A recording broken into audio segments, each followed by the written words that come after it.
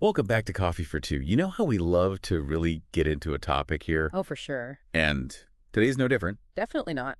We are taking a deep dive into something that has baffled, philosophers and thinkers Oh, yeah. for centuries. Uh-huh. It's called the Ship of Theseus. Okay. And it really gets at, the core of how we define identity. Right. How much can something change before it stops being, the original thing? It's a classic thought experiment, and It's a classic. it's fascinating because it raises questions about, not just like physical objects, but also like our own identities. Oh, for sure. So to set the scene for our listeners, the story goes like this. Okay. You've got this legendary hero, Theseus. Right. He's got this famous ship, right? Mm-hmm. But over time, go through some wear and tear. Yeah, I mean, sailing the seas, right? Exactly. So they start replacing the old, worn-out planks with brand new ones. One by one. Yeah, one plank at a time. Okay. And eventually, every single plank on that ship is new. So is it still the same ship? That is the million-dollar question. That is the paradox. Right. Because on the one hand, like, all the original material is gone, but on the other hand, it's been this continuous, entity, Exactly. And our sources for this deep dive really go deep they do. into all the different philosophical takes on this. And some folks argue that, an object's identity isn't just about the physical parts. Yeah. It's about something more abstract, right? Like some kind of underlying essence Yeah. that persists, even if the physical stuff changes. Think of it like a house, right? Well, perfect example. You renovate a house, you replace the roof, you might replace the You walls. could even replace the foundation. Yeah. And it's still considered the same house. Exactly. So it's like there's something beyond just the bricks and mortar Right. that defines its identity. Totally. And it gets even more complex. Oh, yeah. When we start talking about a philosopher named Thomas Hobbes, Okay, so Hobbes, now he comes in. he throws in a real curveball. Okay. He's like, okay, what if Yeah. you took all those old planks from Theseus's ship Mm-hmm. and you built a second ship out of them? Whoa, okay. Now we've got two ships. It's your contenders. Right. Which one is the real Ship of Theseus? Oof, that is a good question. Right. Because if you think about it, if the identity is all about the material, Mm-hmm. then maybe the reassembled ship has a stronger claim. Yeah, I can see that. But if it's about something more than just the physical stuff, Yeah. then maybe the ship that's been sailing all along, continuously has a better claim. Ooh, this is already making my head spin a little bit. Yeah, and it gets even more mind-bending. Okay. Because some of our sources actually dive into this concept of temporal parts. Temporal parts. Okay, break that down for me. So imagine, you could take snapshots of the ship at different points in time, right? Time lapses almost. Yeah, exactly. And each of those snapshots, that's a temporal part. It's the little slice of the ship's existence. Yes, representing the ship at that specific moment. Frozen in time. Right. So even if those old planks are used to build a second ship, Mm-hmm. it would exist in different temporal parts than the original ship. Oh, okay. So it's like two parallel timelines almost. Yeah, it's like two separate branches of the ship's history. Okay, so instead of having these two ships occupying the same space and time, Right. causing this philosophical collision, Exactly. they're neatly separated through the lens of time. Precisely. And that's one way philosophers try to tackle this idea of how an object can change while still maintaining a unique identity Through its whole life, yeah. throughout its history. Exactly. But it also raises a really interesting question. Okay, hit me. How does our brain even perceive identity in the first place? Whoa, okay, so we're going even deeper now. We're going meta. We're going meta. So, are you saying that our brains might not be giving us the full picture? It's possible. Okay. And there's this really brilliant linguist and philosopher named Noam Chomsky. Oh, yeah, Chomsky. And he argued that, we shouldn't just assume that our brains perfectly mirror the external world. Okay. Our mental models, the way we make sense of things, Mm-hmm. might actually be simplifying reality. Oh, interesting. So it's our brains are taking shortcuts Kind of, yeah. to make sense of this complex world. Right. And so maybe our brains are just simplifying things to make it seem like the ship is one fixed thing. Right. When in reality, it's constantly evolving. Like a river. Yeah. It's constantly flowing. It's a great way to put it. Right. It's never the same water twice, Exactly. but it's still the same river. And that's the challenge of the Ship of Theseus. Yeah. It's it challenges us to think about whether our perception of sameness Mhm. is even accurate. Whoa. Okay, so this is already like shifting my whole perspective Oh, right. on how I see the world. It's pretty mind-blowing. But hold on, I have heard some people say that this whole Ship of Theseus thing, Yeah. it's just semantics, like we're getting tripped up on the word ship. Right, and that's what some philosophers call the deflationist perspective. Deflationist. Okay. They basically say there's no real paradox, Mm. just different interpretations of what ship means. Okay. Like one philosopher, Hilary Putnam, talked about something called quantifier variance. Quantifier variance. Okay, that sounds complicated. It's a fancy way of saying that words can have multiple valid meanings depending on the context. So like ship could mean one thing to a sailor. Right. And a different thing to a philosopher. Exactly. Or to a historian. Right. So maybe it's less about finding the right answer and more about just exploring all these different ways that we think about identity. Exactly. And that journey is what makes the Ship of Theseus so fascinating. I'm loving this. It takes us way beyond just like boats and planks. Oh, for sure. It's about like fundamental questions of what it means for anything to be itself. Oh, I am so ready to keep going with this conversation. Let's dive in. And it really makes you think about like, you know, how much change something can go through before it's like, is it even the same thing anymore? Right. Like, where do you draw that line? Exactly.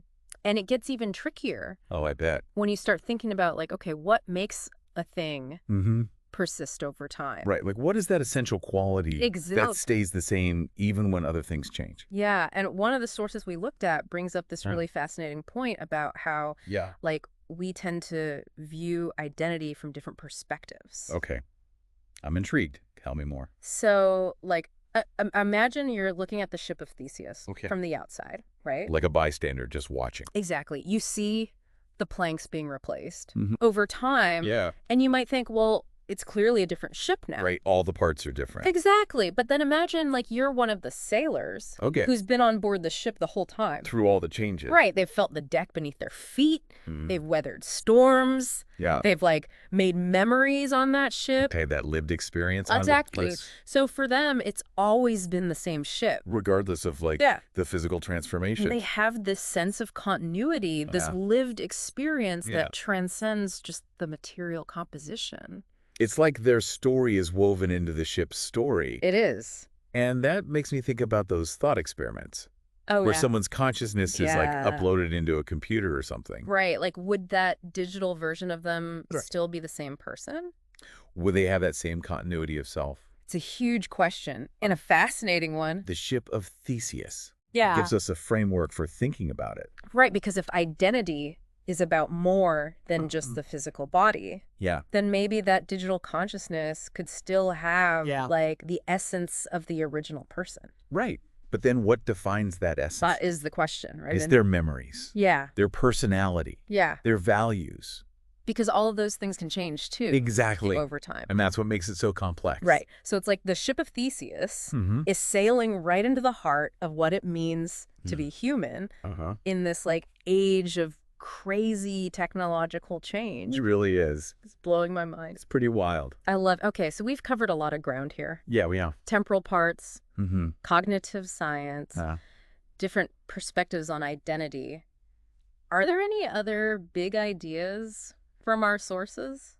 You know, there's one more concept. Okay, let's hear it. That I think is really important for understanding this whole thing. And that's the idea of continuous existence. Continuous existence. It's a way to think about identity. Okay, unpack that for me. So it suggests that an object stays the same as long as its existence isn't interrupted. Okay, so like if it keeps existing. Right, so gradually replacing parts is fine.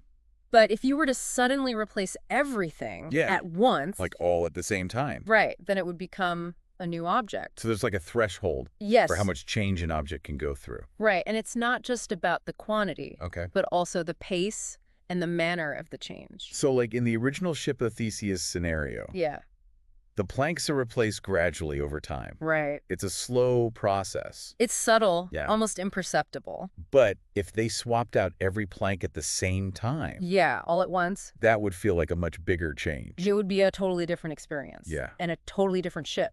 It's making me think about our own bodies. Like our cells are constantly regenerating. Right. So are we just like walking ships of Theseus?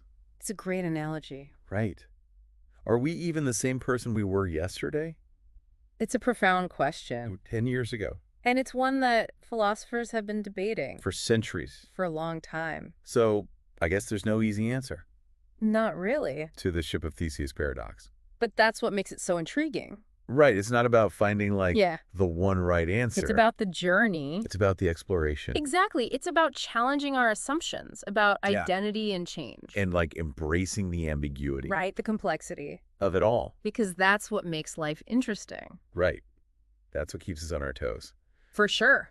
Okay, I'm starting to see why this paradox has stuck around for so long. Yeah. It's not about the destination. It's about The journey. the journey. It's about, like, how this thought experiment can really make us think differently about ourselves Exactly. and the world around us. It's a powerful tool for self-reflection. It really is. And it's not just, like philosophical stuff. Right. It pops up in the real world too. Give me some examples. Like take art restoration, for instance. Okay. You have a painting Mm-hmm. that's been damaged over time. Right. Need some TLC. Yeah. So restorers, they come in and Right. they start replacing like bits of canvas.